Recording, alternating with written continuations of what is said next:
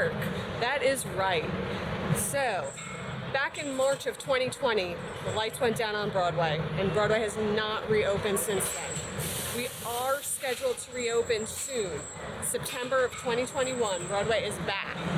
But in anticipation of that time, there is this great exhibit in Times Square. It just opened yesterday called Showstoppers, where we are going to go and look at the costumes that are used on Broadway.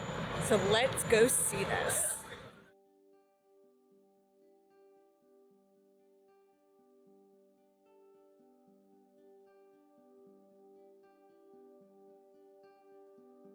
These are from the Cher on Broadway show.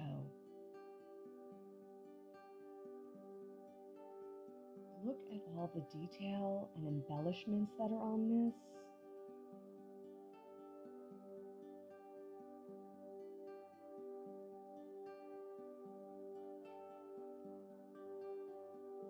If I could turn back time, if I could find a way.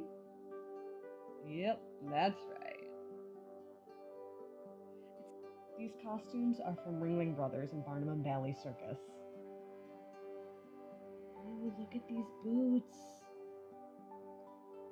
It's like dragon scales. He's a ringmaster, but it's got dragon scales. It says circus in the skirt.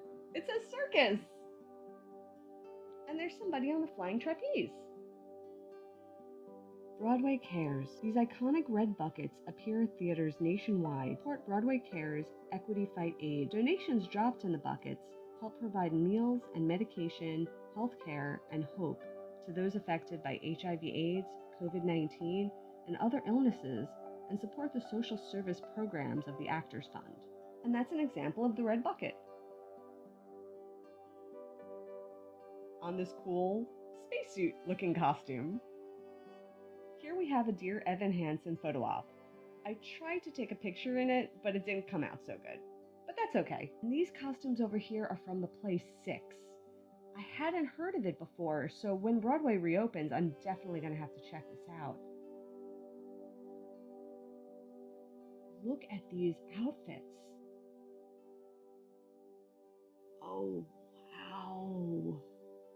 Look at the detail in this. There's fur and pleather and spikes and studs. Oh my word. This is one of the costumes that was used at Disney's California Adventure.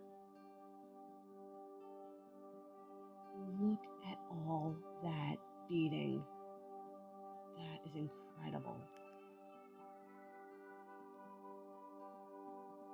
Look at all the swatches. All these different swatches. Swatches are samples of fabric that costume designers will get to help them determine which fabric they want to use. And what's really funny, this background fabric that they're all mounted on, I have a supply of that at home. From design to build, we transform a costume designer's sketch on the page into costumes for the screen and stage. We spend hours collaborating with designers to select the right material, the ideal cut on the performers, the perfect embellishments as the costume develops. We also incorporate the performer's need to ensure flawless fit that is right for the character and true to the story. They have a designer's workshop set up. What is keeking out from behind that workshop? These are from a play called Whipped Cream. I had not heard of it before, but it looks so whimsical that now I'm so curious.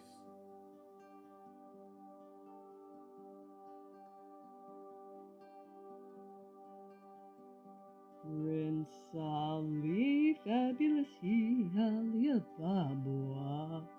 Yep, that's right. That's Prince Ali right here.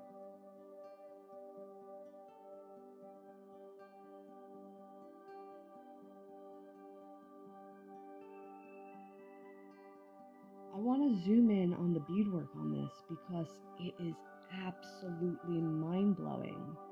You would never see this level of detail from the audience, but they went into painstakingly putting all of this beadwork, and I have no words for it. Here, if you look at Jasmine, same thing. Look at the embroidery and the beadwork work and the level of detail and the amount of time that went into making this. Here we have costumes from The Lion King. I'm not sure if that's supposed to be Sarabi and Mufasa or Simba and Nala. But since they have the child's costume right here, I think it's Sarabi and Mufasa. If you've never seen The Lion King on Broadway, I highly recommend it when Broadway comes back. The opening scene, the power and emotion it has when they're singing The Circle of Life and all of the animals start coming down the aisles of the theater. Like, even talking about it is so powerful. It is such an experience, and you have to take the time to go see that play. It is absolutely amazing. One of my favorite moments on Broadway. I want to show you something about the headpiece on this. So if you can see, the headpiece is sort of on this pole that goes on the actor's head. And when the actor moves his head in a certain way, they control where that headpiece is. And it can be raised and lowered, so there are times that it functions like a mask. And it adds just so much character and expression, the play and character and movement and what that character is doing. For Scar, that was one of the most mind-blowing pieces of the costume and just in the play. And here we have Elsa. We have her costume from when she's in Arendelle, and the other is when she becomes the ice queen that she is. And it's amazing to look at these side by side and see that contrast. This one is just flat and matte, but it has this embroidery and it's classy. And then we come over here and we look at this, and it's sheer and flowing and has this immaculate beadwork. Look at how much detail, look at the level of beading that is on this. I turned the corner and was confronted with Moulin Rouge. Oh my gosh, let's go take a closer look.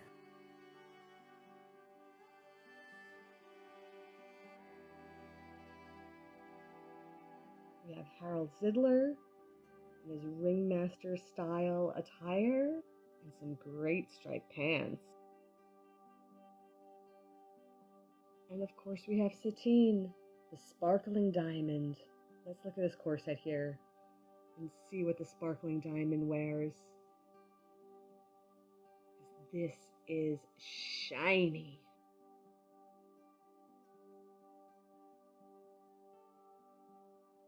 And fluffy.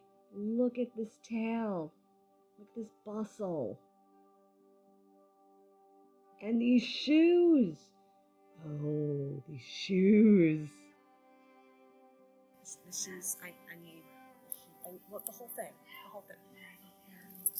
I love it. Somebody, the shoes? Oh man. These are some facts about the Wicked costumes.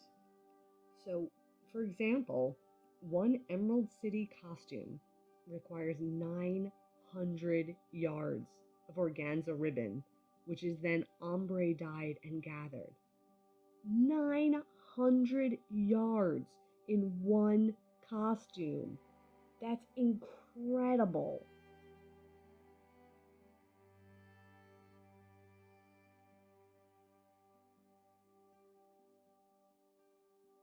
It's Elphaba and Glinda when they were back in school. Look how textured Elphaba's dress is.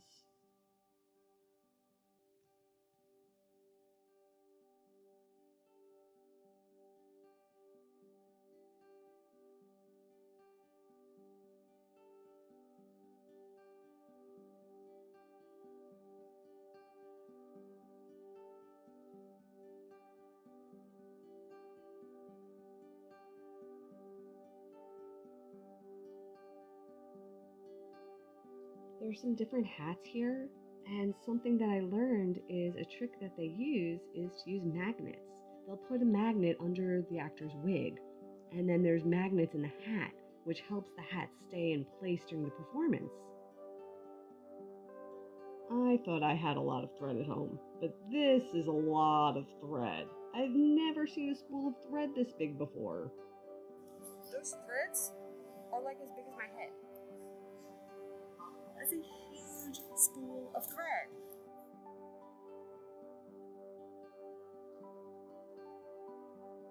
When I was about 4, maybe 5 years old, my parents took me to my first Broadway. It's my first Broadway musical. And what was it?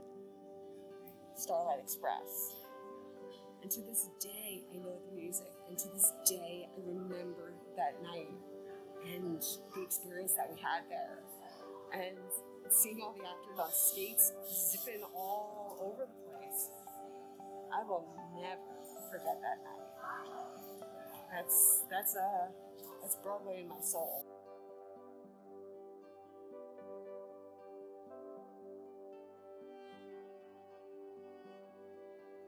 And yes, those are roller skates, because Starlight Express is a roller skating production. So elements of this costume were 3D printed, which presumably are these serpents. How incredible is this?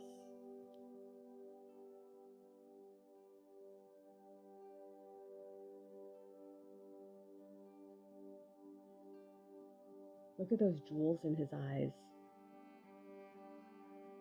So this is pretty fascinating. This tutu was designed in a way where the dancer, when she spins around, the tutu would dislodge and come off intentionally. That was done with magnets. So as we get closer over here, you can see these markers that say covered magnet, because there's a magnet in the tutu and then a magnet in the bodice. So when the dancer twirls around, the skirt would just undo. Pretty cool.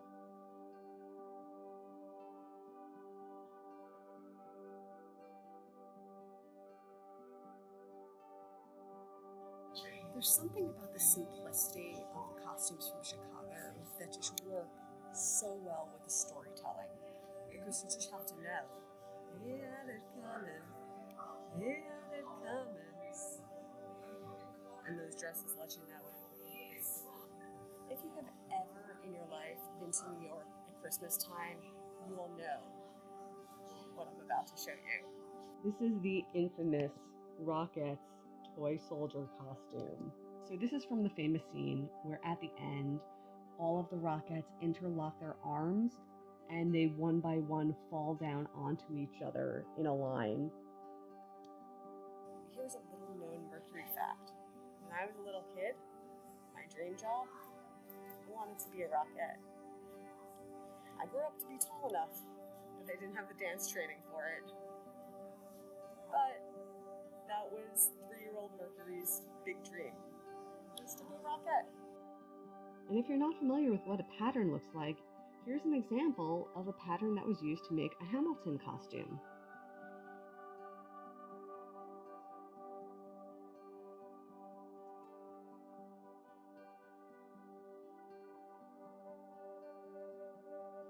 I apologize in advance, I can't pass it up. I'm not giving away my shot. No, I'm not giving away my shot. You know, I'm just like my country, I'm young, scrappy, and hungry, and I'm not giving away my shot. Gotta take a shot. Here are the Schuyler sisters, Angelica, Eliza, and Peggy. And this one is Thomas Jefferson. He's coming home. Okay, this is pretty amazing to me. The CIC members developed 2 patterns for you to print at home.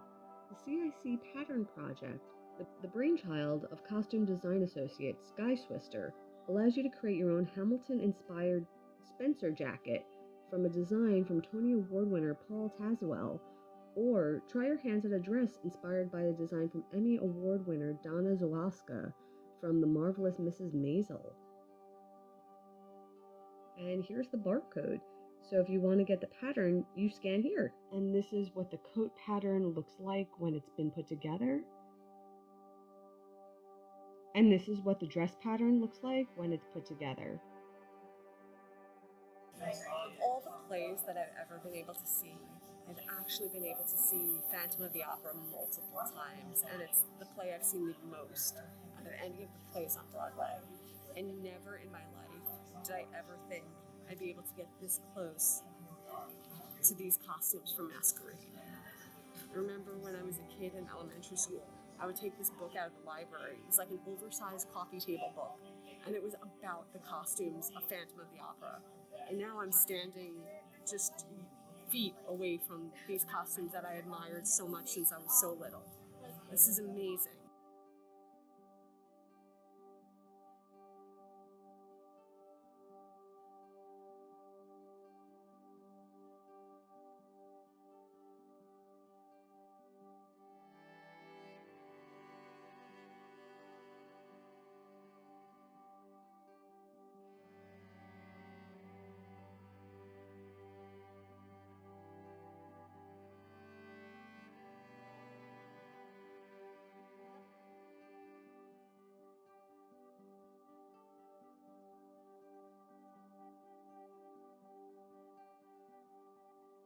These are some of the various trims that were used to make the costumes for Christine Daae.